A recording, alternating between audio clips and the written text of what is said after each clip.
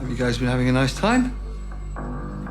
Pete, what are you doing here? Oh no. George's invite. This is awful. What? That was a joke, mate. No, seriously, I mean, why would George want somebody else's birthday at his house? Have you ever been in a social situation where it felt like everyone around you secretly disliked you or was conspiring against you? If so, this is the video for you, as we are going to be diving into not just a movie, but a mirror for many of us who navigate through the unpredictable waters of social anxiety. We'll be dissecting the movie All My Friends Hate Me.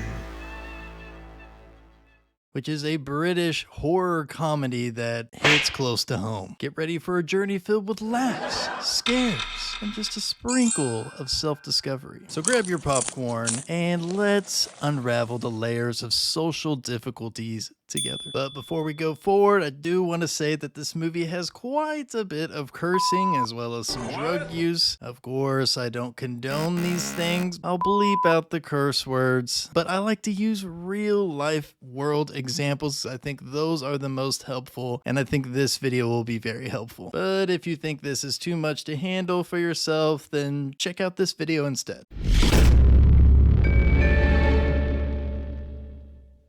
This movie is about this guy named Pete who is attending a weekend getaway for his 30th birthday. Shout out to 30, that's how old I am. And all his friends are getting together in this huge house, mansion, whatever you want to call it. But throughout the weekend, Pete becomes more and more paranoid that his friends secretly hate him. I hate you. This is Pete, and he comes off as a pretty normal dude. Before he leaves, he talks to his girlfriend about the party, you know, who's gonna be there and what they're doing, etc. But he also says this. I was kind of seen as the captain of the party. In just a few minutes, I'm your party captain too! This is an important thing to note about Pete. He thinks his friends view him as captain of the party. Was that a good British accent? Pete starts heading up to the house for his birthday, and on the way he stumbles onto an odd character as he pulls over to take a whiz.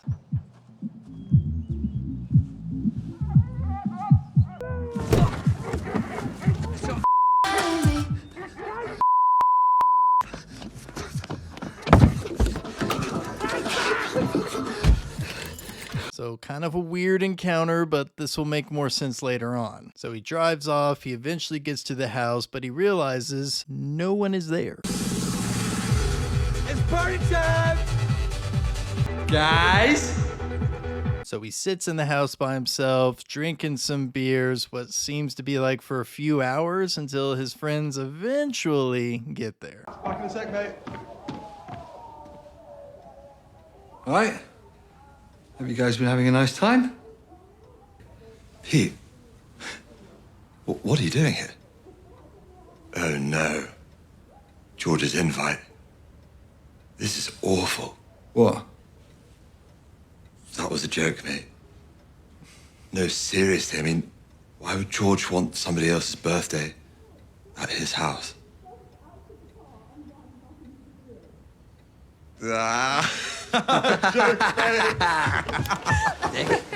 Gotcha! This is where the screwing of Pete starts to begin, but in my opinion, this one seems to just be an all fun, just kind of a friendly thing. But later on, not so much, and you're gonna cringe with anxiety for Pete. So all his friends are now at the house, and they introduce Pete to the guy that they just met at the pub called Harry. Heard a lot about you. Apparently you're one of the funniest guys on the planet.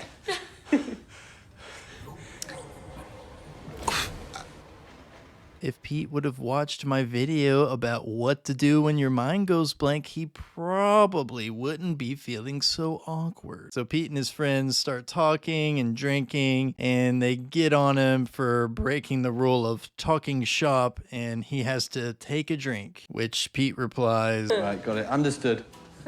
He plays along like, okay, I'll take the drink. And then they start razzing him about how he's changed his accent. Understood. Understood. Mate, you speaking in a northern accent? What? All night, your accent's been northern. This isn't too bad, but if you do have a friend that kind of comes at you with this kind of allegation, it might throw you off guard. It's like, what? And you can tell that it definitely throws Pete off guard. Next is where the real discomfort begins for me as the viewer. I'm watching this and I start to feel annoyed and like they're disrespecting their friend and they don't really seem to care what he's saying. A really funny thing happened to me on the way up here. You know, when I was lost and sort of Check this out. messing about with country roads. We got a bit lost, as you got from a text. Oh my God! In one! This kind of thing has happened to probably everyone before. You start talking to your friends about something and then your friend kind of gets derailed onto something else and then you're still kind of talking and it's like you're talking to no one, which is pretty much how I feel when I make these YouTube videos sometimes. But having your friend not listen to you while you're trying to say something to them is definitely a pet peeve of mine, for sure. Now, Pete is upstairs, you know, he's getting ready to go back down to the party, and you can tell he does not have a whole lot of confidence and is questioning himself a bit. I had to fast forward through this scene because it's like 30 seconds of him just going back and forth with his shirt, but the confidence is definitely not there, and you can tell he's feeling a bit uncomfortable.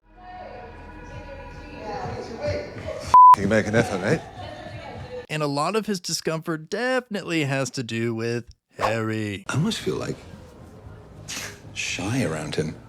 I mean, you didn't tell him I was shy, did you? You really get that feeling when you hear Pete ask George if he told Harry that Pete was shy. He also tells George in this conversation that he's going to propose to his girlfriend Sonia, who will later show up. And George responds with like, hey, probably don't mention that to Claire because that might make her feel upset because Claire and Pete used to date as well. That may seem like a random detail, but trust me, you need to know that. Oh, yeah. And one thing I haven't mentioned about Pete is that he works with kids in refugee camps. And every time Pete talks about this topic, his friends seem to be almost like annoyed with him talking about it, or at the very least feel awkward about it for some reason. Yeah, well, one of the kids in the refugee camp said I looked like Daniel Craig.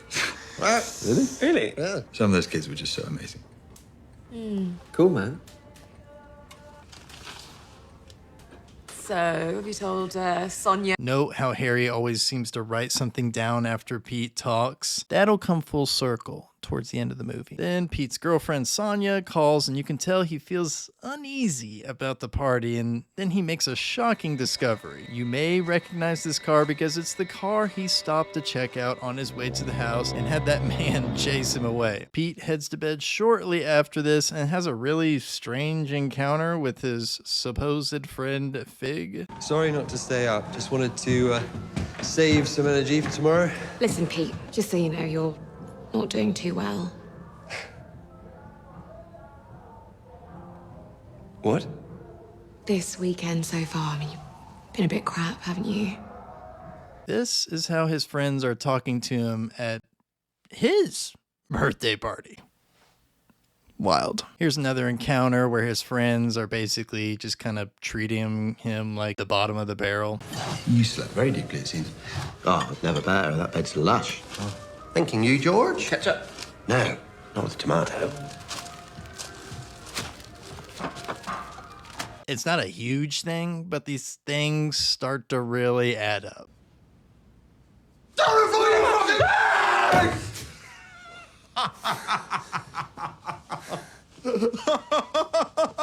Gotcha! Oh, God. Classic, I'm gonna shoot you as a prank. Classic. While Pete has Archie alone here, he asks him a question, which you can just really tell, and it gives you a further insight to how uncomfortable and how insecure he is feeling during this whole birthday weekend. I feel like Harry is like with me or doesn't like me. Now, it's off to Pete's big surprise. See you, mate!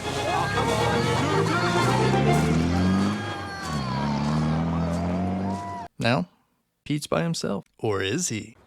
They done a runner on us, have they? Classic. You got your car keys? No. Let's just head straight to the pub. I know a shortcut. We'll probably beat him there. Pete uses his time with Harry to confront him about waking him up in a car and how he chased Pete, which Harry just pretty much deflects the whole thing and seems amused that Pete is confronting him about those things. That's enough. I don't know what your problem is, but these are my friends and this is my birthday and I want you to leave, please.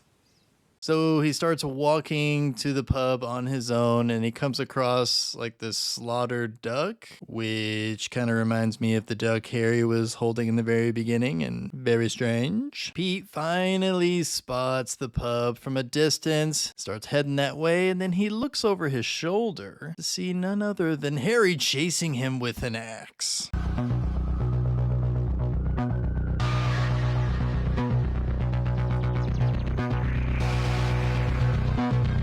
Classic chase your friend with an axe prank. Classic. Gotcha!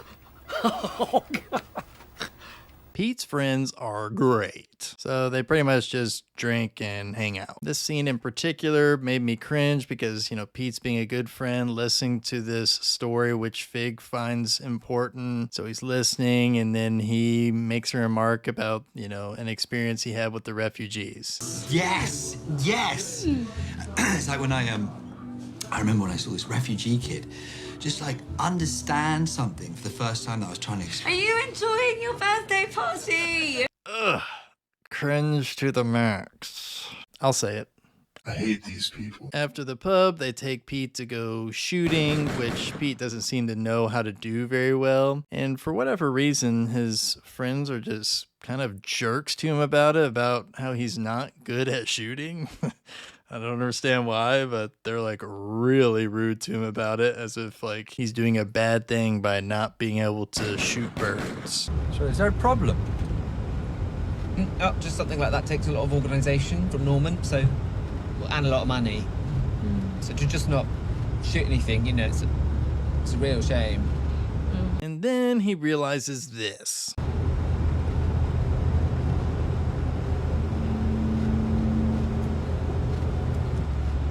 Is that the car you thought I was sleeping in? Harry is not the homeless guy that Pete woke up in the car. So who is Harry? Calm down. We'll get to it. Sonia, Pete's girlfriend, finally arrives to the party, and everyone seems to love her. A little bit later, there's another scene where his friend just seems to be kind of like low-key stabbing him. Hi, mate. Oh, hey, yeah, I'm fine. Yeah. I'm just a horrible toff. Everyone feels lost sometimes. Really? Yes. You know, I'm seeing a therapist. That's good. We always hope you do that one day. What a weird thing to say. Here comes the final surprise of Pete's birthday, where everything gets wrapped up. A little party where all his friends are dressed as their favorite Pete moments. Albeit, that's pretty sweet, but the next part, not so much.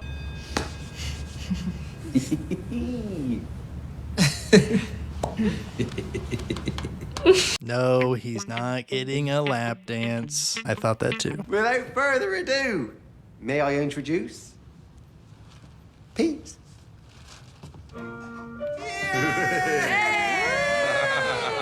It's so messed up. Like, it is so messed up, this scene. And I wish I could show you the whole thing, but I don't think I can because of copyright reasons. So I'll try to show you like bits and pieces of it, but oh, it's bad. It's bad. Oh, fake Pete, do sit down, won't you? Thank you very much, although I don't think I will, because it might hurt the environment. Okay. Fake Pete, have you had a nice birthday? Oh yes, indeed I have. But I have to say, there haven't been enough girls for me to shag. I'm not into posh girls. I like 'em edgy and from up north, like Sonia. Fake Pete, describe your character in 3 words. Obsessed with talking about charity.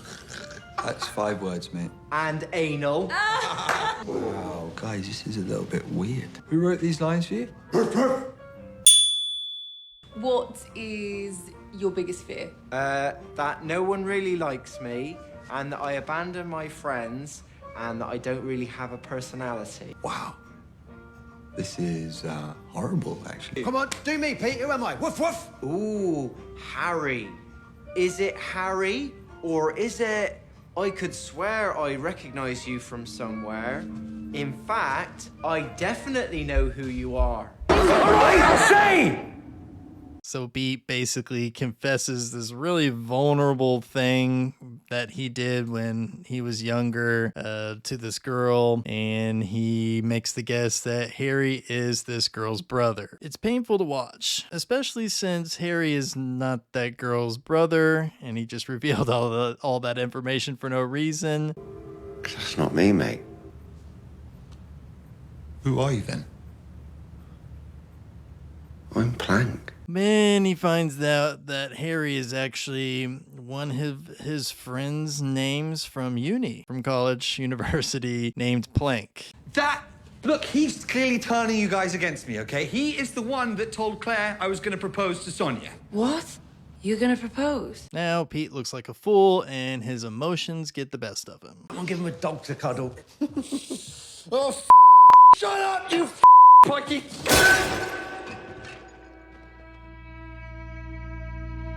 I hope you all enjoyed this video. It wasn't made to be a recap of the movie, but just more to kind of cover some of the uncomfortable moments. I think there's some comfort in watching that and just knowing like, okay, I'm not the only one who's ever experienced that. Because I'm sure there's some things in here that you watch, it's like, yeah, I've gone through that. I've felt that before. Hopefully not all the things. Hopefully you've never had a friend chase you with an axe or pretend to shoot you. But otherwise, I hope you enjoyed the video. Please go watch the full movie. It's on Netflix. All My Friends Hate Me. It is a fantastic movie, and I watched it like 5 or 6 times to create this video.